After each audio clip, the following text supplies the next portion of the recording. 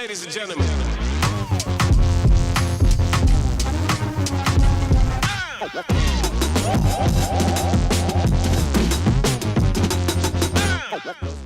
Hey, good morning.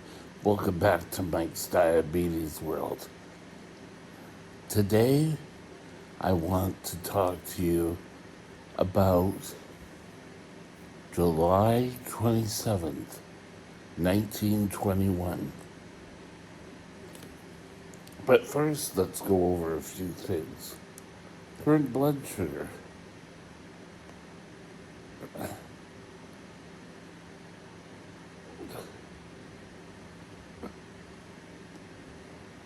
After lunch is 6 going down, so I'm sucking on candy. Tried to bring up my blood sugar. I have 6.85 units left, fully calibrated. I peaked up this morning. Time in range is 63%, not that great. 34% was high, and 60% was in line. So, let's just excuse me here while I just 34 times 15 divided by 60. I was high for about 8.5 hours yesterday, or the last 24 hours, I should say. Not the greatest. You want above 70. So, got something we got to work on. So, we'll be right back to start our talk.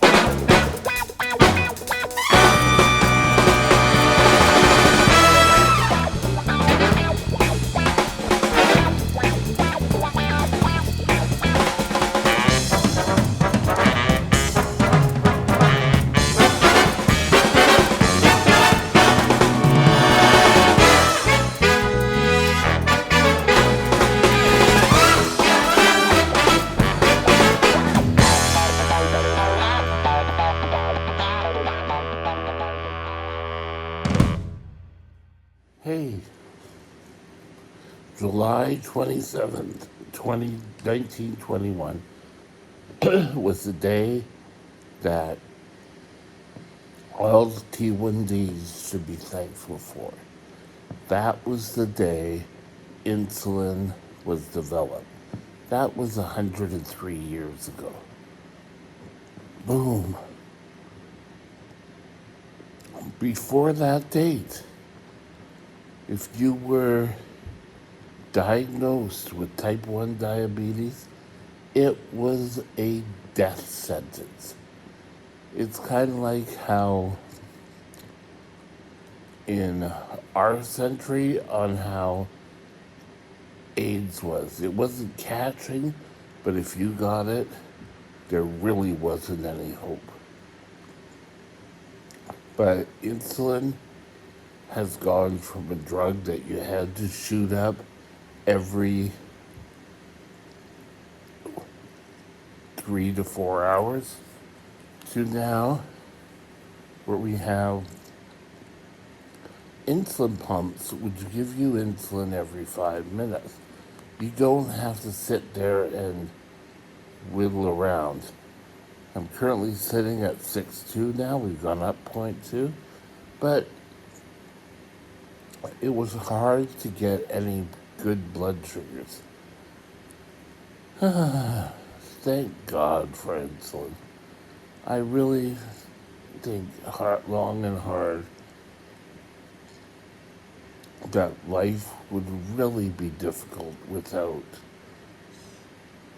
insulin. There are so many different types. Everyone's trying to get out of producing it. Sir Banting and Beth sold insulin to the manufacturers for $1. And they've made millions, and they continue to make millions. There was, up till just recently, where there was, in the States, there was price gouging. And insulin still isn't cheap. Uh, it puts an awful lot of families at risk. Personally, I feel insulin should be at a really reasonable rate, especially if you're T1D, because we didn't ask for us to get T1D. It was sort of thrust upon us. Sorry, just finishing the cabs. But type 1 diabetes and insulin are synonymous. You could exercise, you could drink fluids, you could watch what you eat, but none of that is really important unless you are taking your medication, your insulin regularly. Now, growing up over the years, I've heard stories. Oh, you're a you're a drug addict. I'm not a drug addict. Well, it's true. We can't live without insulin. Insulin is a hormone which is in all of our bodies.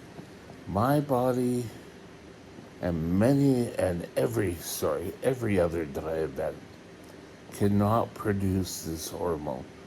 We need this hormone to live. Now, I believe there should be some remedy for cost and a little bit of profit for the drug manufacturers. But these $70, $80 a bottle is ridiculous when it only takes like $10 to make. But they just want to keep getting all these profits that they can grab. But insulin, if used properly, is awesome. Now, I've always had an issue with, not an issue,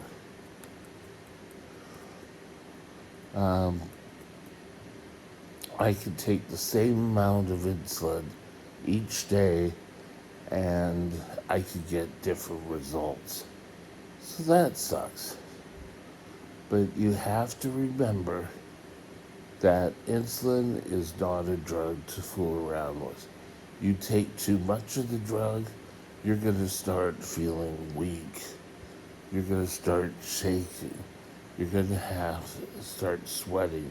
You're going to be looking for anything you can eat to bring up blood sugar.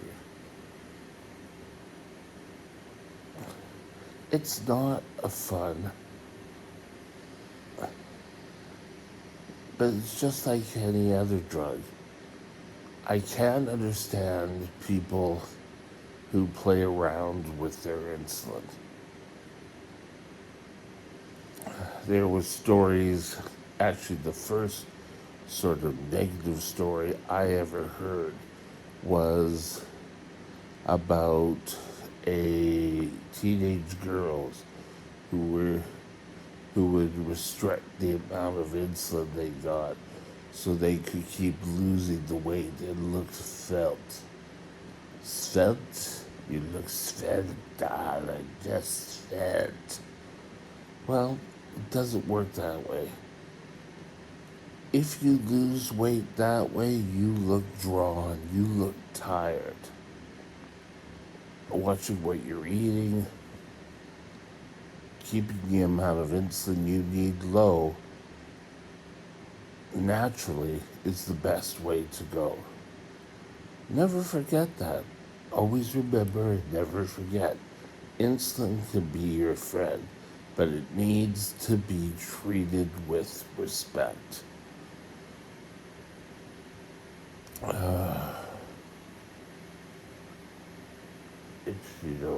Sorry. Now, oh, so often people have played games that they'll eat extra amount of food and they'll just take extra insulin. And what ends up is you get into this vicious cycle. And what ends up happening is you're going to end up hurting yourself. You can count carbs, you take your insulin, and you do that fairly awesome. But don't say, well, I could take extra insulin and it could bring me down and I'll always be at that perfect range. And my family and my friends will get off my case.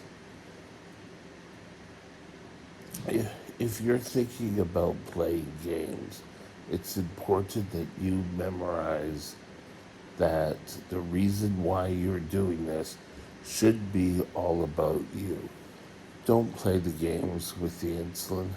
That's not what Dr. Bess and Banting wanted for us. They wanted a drug that could cure type 1 diabetes. Did they achieve that? No. Sorry, they didn't. However, it's sort of the best treatment we have for type 1 diabetes. And we need to celebrate the win and take appropriate amounts of insulin for the food that you're eating. I can't imagine why I wouldn't have a life. You wouldn't have a life if you have T1D for any insulin whatsoever, without any insulin. If you don't have your insulin, you're going to eventually shrivel up and die. And it's not, oh, well, I'm just going to go to sleep now. It's looking for water all the time, being thirsty, going to skin and bones. It's not a fun thing. So July 27, 1921 is the day that insulin was discovered. You should really read about the story. There was a book years ago about Dr. Banting, and it was written at sort of a middle school. It was quite interesting. I'm sure there's movies out there. CBC, I forget what the name of it, did a movie about discovery of insulin. And it's a good movie. It was a good TV movie. Sorry, something just beeped on the screen. But don't let yourself be led afar by, oh, well, if you just take extra insulin, more insulin than you need, your body will bring down the insulin, and you can eat whatever you want. Well, the truth is, type 1 diabetics can pretty well eat what they want. They just have to count the carbs. Don't be just get into the roller coaster effect of eating too much, taking too much insulin, and then your body starts to crash. Now, when yesterday, I put out a video about a colonoscopy. During that 24 hours of getting ready for the colonoscopy, I had a severe low blood sugar. And it was something I never had happened before. I have had number of lows. This low was different. I screamed. I don't know why, but I was screaming at the top of my lungs. I've never done that before. I don't know why. The nurse who was with me said it was almost like I was afraid of something. Well, it could be that I thought this was the end. But it's my body the way it uses insulin. But don't play around. Treat insulin with respect, and it will respect you. That's it for now. Have a great day. Hey, it's Mike. Just a quick little recap. Not a recap, but no, I want to tell you what tomorrow. Tomorrow we're going to take the look at teen years and how difficult it can be for young diabetics. So stay tuned. We'll be back for that tomorrow morning, 8 a.m. Pacific time. Have a great day, and we'll talk later. Bye now. My email address is Mike's Diabetes World at gmail.com. All one line. Drop me